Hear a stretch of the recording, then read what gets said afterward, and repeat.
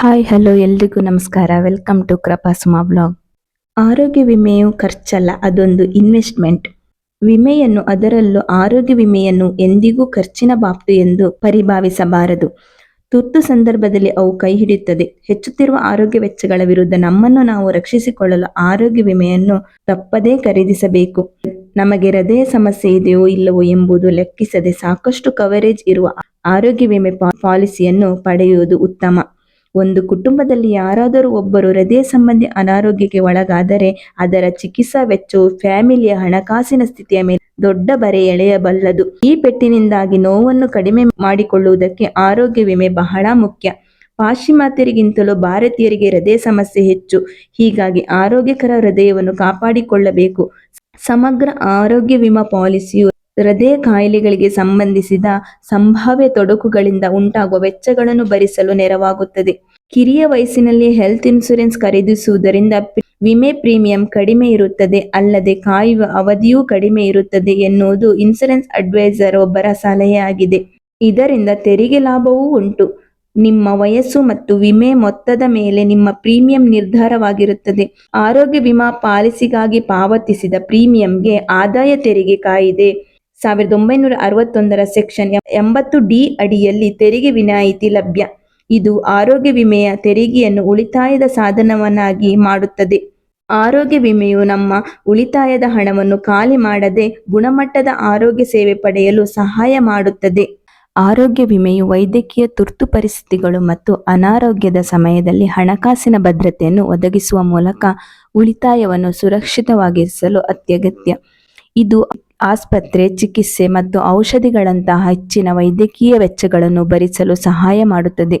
ಇದರಿಂದ ಸಾಲ ತೆಗೆದುಕೊಳ್ಳುವ ಅಥವಾ ಉಳಿತಾಯವನ್ನು ಕಳೆದುಕೊಳ್ಳುವ ಪರಿಸ್ಥಿತಿಯನ್ನು ತಪ್ಪಿಸಬಹುದು.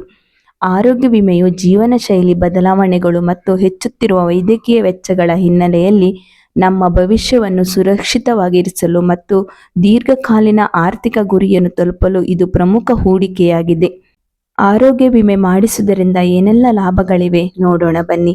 ಮೊದಲನೆಯದು ಹಣಕಾಸಿನ ರಕ್ಷಣೆ. ಅನಾರೋಗ್ಯ ಅಥವಾ ವೈದ್ಯಕೀಯ ತುರ್ತು ಪರಿಸ್ಥಿತಿ ಉಂಟಾದಾಗ ಆರೋಗ್ಯ ವಿಮೆಯು ಆಸ್ಪತ್ರೆ, ವೈದ್ಯಕೀಯ ಪರೀಕ್ಷೆಗಳು ಮತ್ತು ಔಷಧಿಗಳಂತಹ ವೆಚ್ಚಗಳನ್ನು ಭರಿಸಲು ಸಹಾಯ ಮಾಡುತ್ತದೆ. ಇದರ ಮೂಲಕ ವ್ಯಕ್ತಿಯ ಉಳಿತಾಯವನ್ನು ಉಳಿಸಿಕೊಳ್ಳಬಹುದು ಮತ್ತು ಸಾಲಕ್ಕೆ ಸಿಲುಕುವುದನ್ನು ತಪ್ಪಿಸಬಹುದು. ಎರಡನೇದು ಮಾನಸಿಕ ನೆಮ್ಮದಿ. ಆರೋಗ್ಯ ವಿಮೆಯನ್ನು ಹೊಂದಿರುವಾಗ ಯಾವುದೇ ಆಕಸ್ಮಿಕ ವೈದ್ಯಕೀಯ ವೆಚ್ಚಗಳ ಬಗ್ಗೆ ಚಿಂತಿಸಬೇಕಾಗಿಲ್ಲ. ಇದು ಆರ್ಥಿಕ ಭದ್ರತೆಯನ್ನು ನೀಡಿ ಮಾನಸಿಕ ನೆಮ್ಮದಿಯನ್ನು ನೀಡುತ್ತದೆ. ಮೂರನೆಯದು ದೀರ್ಘಕಾಲೀನ ಗುರಿಗಳಿಗೆ ಬೆಂಬಲ. ಒಬ್ಬ ವ್ಯಕ್ತಿಯ ಅನಾರೋಗ್ಯದ ಕಾರಣದಿಂದಾಗಿ ಆರ್ಥಿಕ ಯೋಜನೆಯಲ್ಲಿ ಅಡಚಣೆ ಉಂಟಾಗಬಹುದು. ಆರೋಗ್ಯ ವಿಮೆಯು ಅಂತಹ ಅನಿರೀಕ್ಷಿತ ಘಟನೆಗಳನ್ನು ನಿಭಾಯಿಸಲು ಸಹಾಯ ಮಾಡುತ್ತದೆ ಮತ್ತು ಮಕ್ಕಳ ಶಿಕ್ಷಣ, ನಿವೃತ್ತಿ ಮತ್ತು ವಿವಾಹದಂತಹ ದೀರ್ಘಕಾಲೀನ ಗುರಿಗಳನ್ನು ಸಾಧಿಸಲು ಆರ್ಥಿಕ ನೆರವು ನೀಡುತ್ತದೆ. ನಾಲ್ಕನೆಯದು ಉತ್ತಮ ಆರೋಗ್ಯ ಆರೈಕೆಯನ್ನು ಒದಗಿಸುವುದು. ಆರೋಗ್ಯ ವಿಮೆಯು ನಮಗೆ ಉತ್ತಮ ಆಸ್ಪತ್ರೆ ಮತ್ತು ಚಿಕಿತ್ಸಾ ಕೇಂದ್ರಗಳಲ್ಲಿ ಉತ್ತಮ ಆರೋಗ್ಯ ಆರೈಕೆಯನ್ನು ಪಡೆಯಲು ಅವಕಾಶ ನೀಡುತ್ತದೆ. ಇದು ಕೇವಲ ತುರ್ತು ಸಂದರ್ಭದಲ್ಲಿ ಮಾತ್ರವಲ್ಲದೆ ನಿಯಮಿತ ವೈದ್ಯಕೀಯ ಪರೀಕ್ಷೆಗಳನ್ನು ಒಳಗೊಂಡಿರಬಹುದು. ಐದನೆಯದು ಬೆಳೆಯುತ್ತಿರುವ ಆರೋಗ್ಯ ವೆಚ್ಚಗಳಿಂದ ರಕ್ಷಣೆ. ಕಾಯಿಲೆಗಳು ಮತ್ತು ವೈದ್ಯಕೀಯ ಚಿಕಿತ್ಸೆಯ ವೆಚ್ಚಗಳು ನಿರಂತರವಾಗಿ ಹೆಚ್ಚುತ್ತಿವೆ.